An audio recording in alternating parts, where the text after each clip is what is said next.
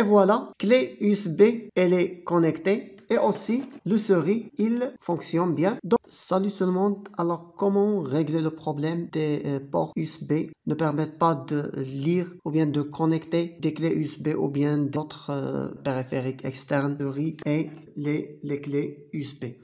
Donc, j'ai un clé inséré et j'ai un souris. Il ne fonctionne pas. Souris aussi, il est connecté, mais il ne fonctionne. Avant de commencer, assurez que vous avez connecté à l'internet pour télécharger un pilote ou bien pour activer un pilote. Donc, sur mon cas, allez sur gestionnaire de périphériques, gestionnaire, écrire sur recherche gestionnaire de périphériques, clique sur gestionnaire de périphériques et j'ai ici tous les pilotes de mon ordinateur, les pilotes de son, de la carte graphique et aussi les contrôleurs des bus USB. J'ai ici le pilote de contrôleur USB, il est désactivé. Donc, je l'ai réactivé. Je clique sur activer.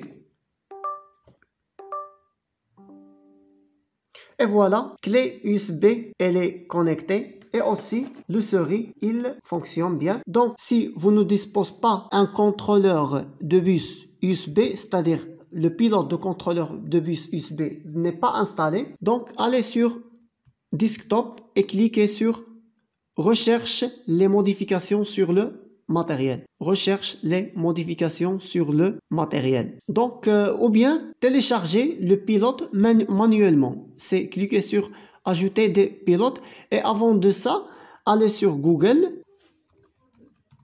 télécharger pilote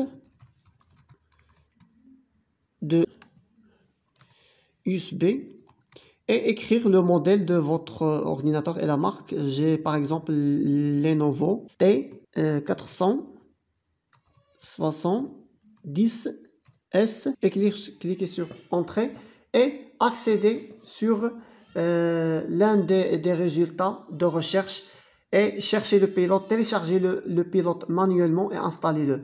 Ou utiliser cette méthode de recherche les modifications sur le matériel. Donc si je clique sur recherche les modifications sur le matériel, il va redémarrer mon ordinateur et chercher tous les pilotes manquants sur ma machine et les installer. Donc si vous avez tenté d'utiliser ces deux méthodes de activer un pilote qui est désactivé ou bien de installer un pilote, donc 100% il ne fonctionne pas. Donc 100% il s'agit d'un problème matériel, c'est-à-dire un circuit sur carte mère de votre machine.